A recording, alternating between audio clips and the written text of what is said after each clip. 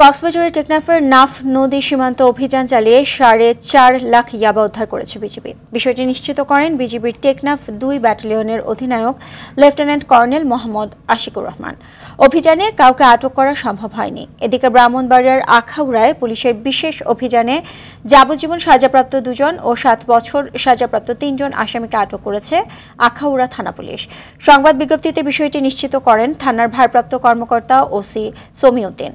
বাগেরহাটের সুন্দরবন সংলগ্ন শ্যামনগর থেকে 2টি দেশীয় আগ্নেয়াস্ত্র, 2টি ককটেল ও অস্ত্র তৈরির সরঞ্জাম সহ 2 সন্ত্রাসীকে আটক করেছেন মোংলা কোস্টগার্ড।